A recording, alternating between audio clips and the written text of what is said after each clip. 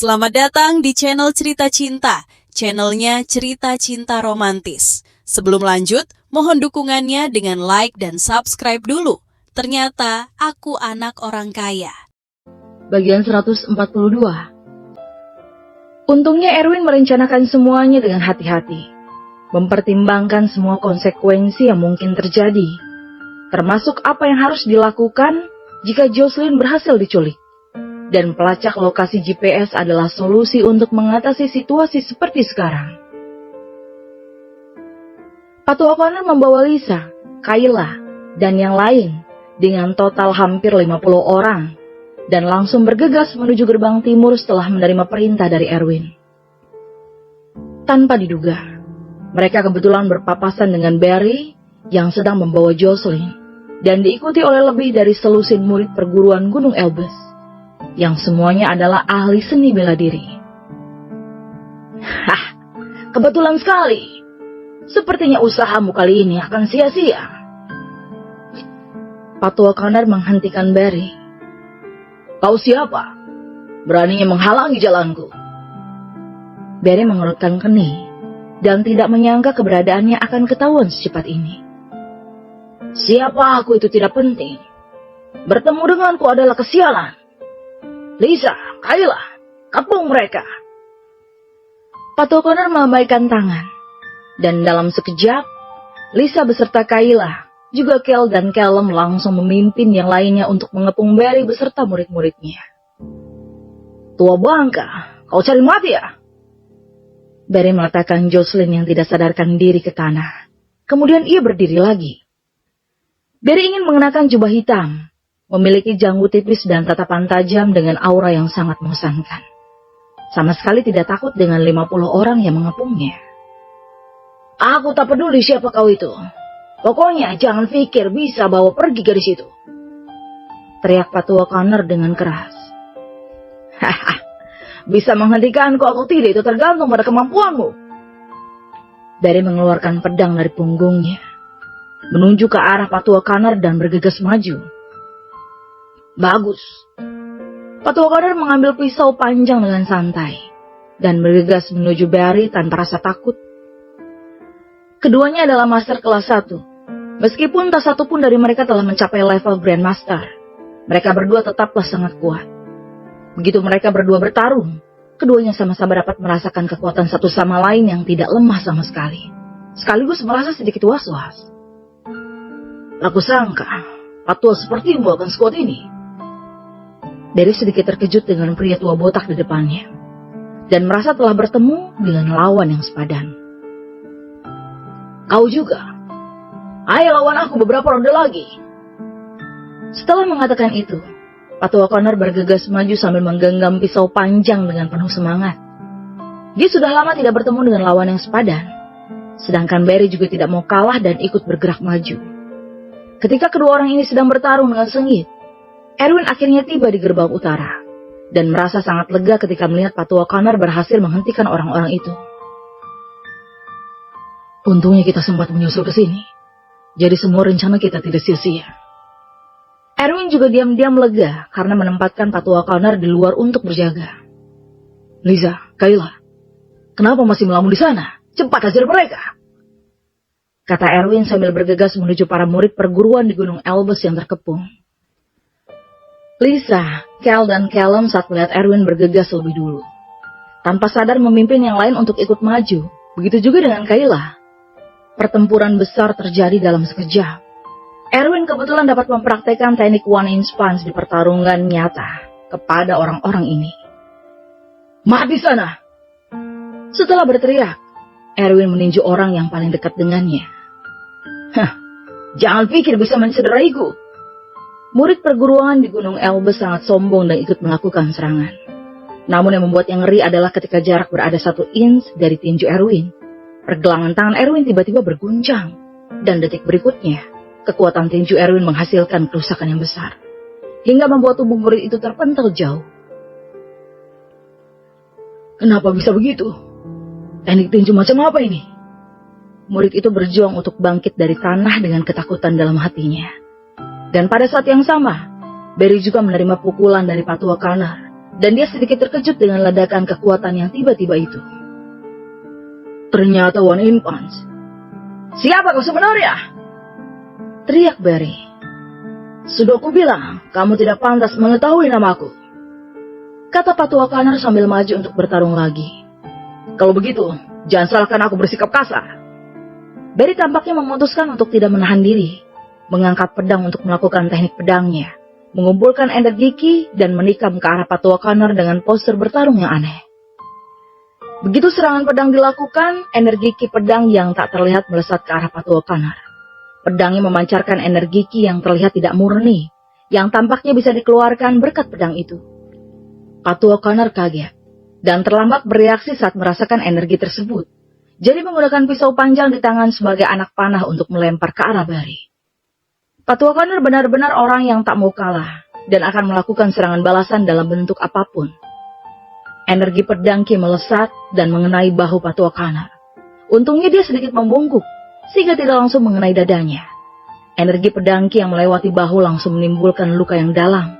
Darah merah mengalir keluar dari luka, dan Patua Connor juga dikalahkan oleh energi pedang ki tersebut.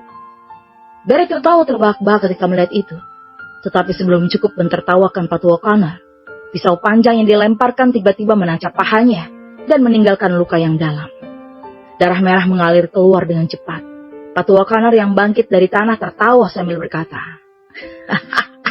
teknik lemparanku lumayan bagus, bukan? Anggap kau kejam toh bangka. Barry langsung mencabut pisau panjang itu.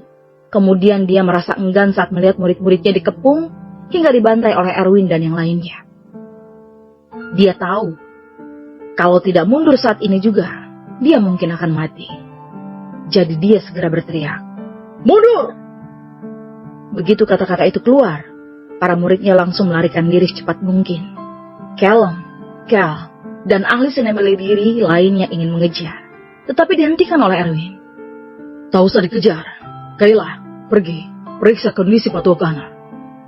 Setelah memberi perintah, Erwin bergegas membantu Jocelyn yang tidak sadarkan diri di tanah. Jocelyn, kamu baik-baik saja? Erwin menggoyangkan tubuh Jocelyn dengan kuat karena takut sesuatu yang buruk terjadi padanya. Setelah bulu mata Jocelyn sedikit bergetar, dia perlahan membuka kedua matanya dan merasa lega ketika melihat Erwin yang ada di depan mata. Erwin, kau sudah datang ya? Kata Jocelyn dengan lemah dan merasa tersentuh saat melihat kekhawatiran yang tulus dari Erwin. Baguslah kalau kamu baik-baik saja. Kupikir kamu sudah diculik, kata Erwin sambil memeluk Jocelyn dengan erat. Erwin tanpa sadar telah menganggap Jocelyn sebagai tunangannya. Meskipun Erwin selalu mengatakan ingin membatalkan pernikahan, tetapi hatinya selalu merasa tidak tega jika sesuatu yang buruk terjadi pada Jocelyn. Jocelyn yang dipeluk merasa perhatian tulus dari Erwin. Jantungnya yang belum pernah berdebar kencang karena perasaan seperti ini sebelumnya, tiba-tiba melonjak seolah ada sesuatu yang telah membuka pintu hatinya. Setelah mengusir Barry dan para muridnya, Erwin baru menghela nafas lega. Rencana dan usaha penculikan yang diatur oleh keluarga Gibson terus berdatangan satu persatu. Dan setiap langkah penculikan menjadi semakin sulit untuk dihadapi. Mereka bahkan hampir saja berhasil. Untung saja Erwin membuat perencanaan yang lebih matang, sehingga Jocelyn berhasil diselamatkan. Erwin, terima kasih. Jocelyn menjadi sedikit lebih tenang saat ini. Adegan barusan benar-benar menakutkan. Dia pasti sudah diculik kalau tidak ada Erwin. Tak masalah, cukup lebih berhati-hati ke depannya. Ada yang ingin menculikmu, dan mereka semua dalam master seni bela diri. Tinggal saja bersamaku beberapa hari ke depan. Kebetulan ada seseorang yang pasti ingin kamu temui di tempatku. Erwin teringat dengan Tuan Besar Taylor. Dengan adanya perawatan yang teliti dari Nana beberapa hari ini, tubuh Tuan Besar Taylor berangsur pulih. Tuan Besar Taylor juga pasti ingin melihat cucu perempuannya Jocelyn dan putrinya Ameta. Tinggal di tempatmu? Sepertinya kurang cocok. Jocelyn sedikit ragu.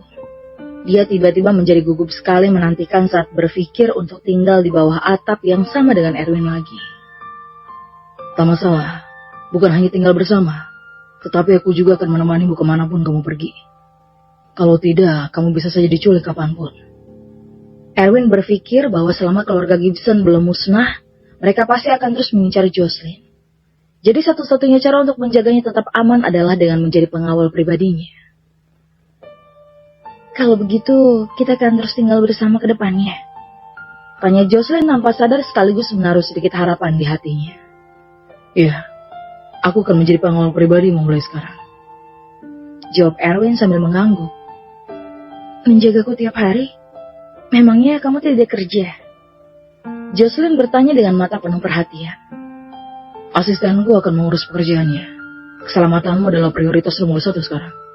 Setelah itu, bukannya syuting musim kedua Witness Love Fest 2 minggu depan. Melindungi keselamatanmu itu untuk memastikan kelancaran syuting. Erwin berpikir sejenak dan menemukan alasan yang tepat untuk menanggapi. Oh, ternyata untuk kelancaran syuting. Jocelyn tiba-tiba merasa sedikit kecewa. Ternyata alasan Erwin melindunginya dengan segala cara adalah kepentingan Wildness Life. Jocelyn sendiri juga tak tahu mengapa dirinya bisa merasakan sedikit kecewa ketika mendengar itu. Gimana menurutmu? Jangan banyak berpikir. Hibur Erwin, kemudian berbalik untuk memeriksa luka Patua Connor. Patua Connor terluka dan harus segera dirawat karena bertarung melawan Barry tadi. Dalam perjalanan pulang, Jocelyn bersandar di kursi mobil dan menutup matanya untuk beristirahat. Dia sangat kelelahan karena nyanyi selama 3 jam dan ditambah pelarian tadi, sehingga membuatnya tertidur lelap. Namun adegan Erwin yang berusaha menyelamatkannya terus muncul berulang kali di dalam mimpinya, yang sangat membuatnya tersentuh, tetapi alasan Erwin justru karena kelancaran syuting. Erwin menyaksikan Jocelyn yang tertidur di dalam mobil.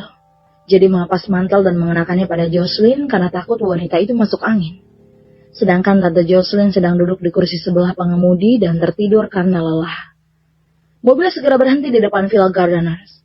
Erwin membangunkan Jocelyn yang tampak mengantuk, dan Jocelyn justru bersandar di kursi dengan lelah dan tidak mau keluar dari mobil. Erwin, aku terlalu ngantuk untuk turun. Aku tidur di mobil saja malam ini. Jocelyn memang lelah dan mengantuk. Tubuhnya benar-benar tidak sanggup bertahan lagi. Kalau begitu lanjutkan tidurmu, biar aku gendong. Saat berbicara, Erwin langsung memeluk dan menggendong Jocelyn. Bagi Erwin yang sekarang, berat Jocelyn sama sekali bukanlah masalah. Jocelyn berteriak kaget. Erwin yang berani menggendong membuatnya secara naluriah merasa sedikit malu. Tetapi karena rasa lelah dan kantuk, dia justru merasakan kehangatan pelukan Erwin dan tanpa sadar memejamkan kedua matanya lagi. Pada akhirnya, dia membenamkan kepalanya di pelukan Erwin dan tertidur seperti seekor kucing. Ternyata memang ngantuk sekali. Erwin tersenyum, menggendong Jocelyn ke dalam villa dan menempatkan Jocelyn di atas tempat tidur milik Erwin sendiri. Begitu juga dengan Ameta. Erwin membiarkan mereka berdua tidur di ranjang yang sama. Untuk para ahli bela diri dari Balai Seni Bela Diri beserta beberapa yang terluka, Erwin hanya bisa menempati yang lainnya kedua villa terdekat karena tidak muat lagi di villa ini. Lagi pula, area Villa Gardeners ini adalah milik Green Group, jadi hanya perlu berbicara dengan Darius nanti. Bawahan yang telah melalui pertempuran antara hidup dan mati bersama Erwin. Mustahil, bahkan tidak diberi tempat untuk tidur, bukan? Jika Erwin tega berbuat demikian, mana mungkin ada yang bersedia mempertaruhkan nyawa untuknya lagi. Setelah semuanya beres, langit juga sudah hampir terang, dan Erwin adalah orang yang terakhir tidur. Hari yang menegangkan sekaligus sore ini akhirnya berlalu. Sinar matahari pagi yang hangat menyinari wajah lembut dan cantik Jocelyn. Kemudian Jocelyn membuka kedua matanya, seolah mencium bau masakan yang membuatnya merasa lapar. Baunya harum sekali. Hanya makanan enak yang bisa membangunkan kucing rakus Jocelyn ini. Tetapi ketika menyadari isi kamarnya asing, dia langsung menjadi waspada. Dan apa yang terjadi tadi malam masih membuatnya ketakutan. Di mana ini? Tante?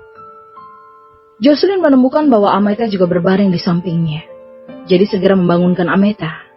Tante, cepat bangun. Di mana ini? Erwin yang bawa kita ke sini tadi malam. Jangan ribut. Biarkan aku tidur lagi sebentar. Ameta berbaring di tempat tidur dan kembali tertidur. Tetapi ketika mencium aroma masakan yang harum, dia tiba-tiba bangun lagi. Harum sekali. Ada makanan. Keduanya saling memandang sejenak. Mengingat tentang makanan yang pernah dimasak oleh Erwin, mereka buru-buru memakai sepatu, lalu membuka pintu untuk keluar, dan melihat sekelompok orang yang sedang berada di ruang tamu. Lisa, Baka, Kayla, Nana, Sharon, Kel, Callum, dan lainnya. Yang setidaknya ada 10 orang. Kenapa ramai sekali? Apa ini semua adalah teman Erwin? Ameta tampak bingung. Dia tidak menyangka Erwin akan punya teman sebanyak ini di sini. Dilihat dari pakaian orang-orang ini, jelas tidak ada satupun yang merupakan orang kaya. Kita pasti akan terpengaruh dengan pergaulan sendiri. Ameta diam-diam mengklasifikasikan Erwin sebagai orang miskin. Melihat begitu banyak orang yang meragukan di sini, wajah Ameta tiba-tiba menjadi dingin. Dia marah karena Jocelyn diatur untuk tinggal bersama orang-orang ini. Jika terjadi sesuatu yang buruk, memangnya siapa yang akan bertanggung jawab? Di mana Erwin? Jocelyn melangkah maju dan bertanya dengan lemah. Di tengah keramaian ini dia hanya kenal dengan Lisa yang sepertinya adalah sepupu Erwin. Sedangkan yang lainnya benar-benar pertama kali bertemu. Dia di dapur, kata Lisa sambil menunjuk Erwin yang ada di dapur. Kebetulan, aku mencarinya juga. Ameta berjalan mendekat dengan marah. Dia hendak menanyai Erwin tentang maksud dari mengatur mereka untuk tinggal bersama orang-orang yang meragukan ini. Dia pasti akan keberatan jika tahu Erwin akan mengatur seperti itu. Erwin, apa maksudmu? Mana boleh biarkan orang-orang meragukan ini tinggal satu atap dengan Jocelyn? Jika sesuatu yang buruk terjadi, siapa yang akan bertanggung jawab? Apa kamu tahu seberapa banyak paparazzi yang sedang mencari Jocelyn sekarang? Jika di antara orang-orang ini ada yang tidak bisa menjaga mulut mereka, bukankah keberadaan Jocelyn akan ketahuan? Dan siapa yang akan bertanggung jawab? Begitu Ameta masuk ke dapur, dia langsung meraih Erwin dan marah-marah. Erwin mengerutkan kening karena Ameta menyebut yang lainnya sebagai orang meragukan. Tetapi saat dia hendak berbicara, sebuah suara yang berat dan keras tiba-tiba terdengar dari luar dapur. Apa aku juga salah satu dari orang-orang meragukan yang kau sebut itu? Ameta, kau sungguh lancang sekali. Setelah mendengar suara itu, beberapa orang menoleh dan melihat Tuan Besar Tyler yang sedang menatap Ameta dengan wajah marah. Bersombong.